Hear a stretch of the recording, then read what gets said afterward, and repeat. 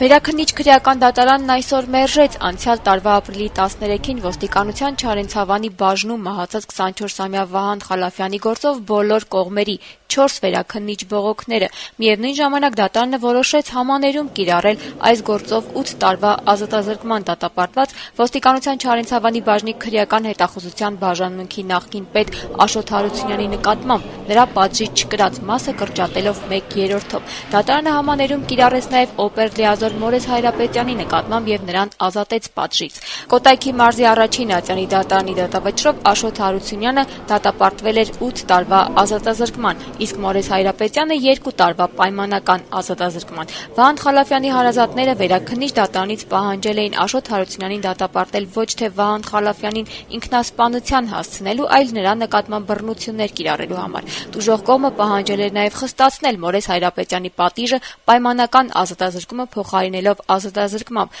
եւ չեղյալ համարել օպեր լիազորներ Գարիկ Դավթյանին եւ Գագիկ Ղազարյանին արդարացնող որոշումը։ Վերաքննիչի այսօրվա որոշմամբ փաստորեն ազատազրկված է մնում միայն Աշոտ Հարությունյանը։ Վահան Խալափյանի մայրը Անահիտ Խալափյանը դժգոհ էր վերաքննիչի որոշումից։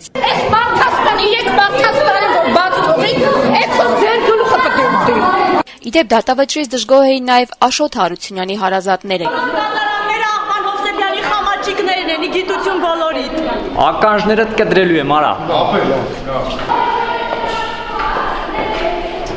Հիշներիսը պետք է համաներում Աշոտ ինչ-որ մի բան արելա, որ համաներում է կիրառում։ Մորիսներ հանցագործը Մորիսին համաներում չմեցին Աշոտ Վահան Հովսեփյանը ի սկզբանե ասել էր Աշոտն, Աշոտն էլ պիտի մնար։ Ոչ մեկ այդքան չկար, որ Աղվան Հովսեփյանի գլխից թռներ։ Ով կարար այդքան։ Վահան Խալափյանի իրավահաջորդի ներկայացուցիչ Արտակ Զենալյանը դժգոհեց վերաքննիչ դատարանը չփորձեց պարզել գործի իրական հանգամանքները։ Ձևական բնույթ էր կրում следության վճռաբեկ վերաքննիչ դատարանում այս process-ը։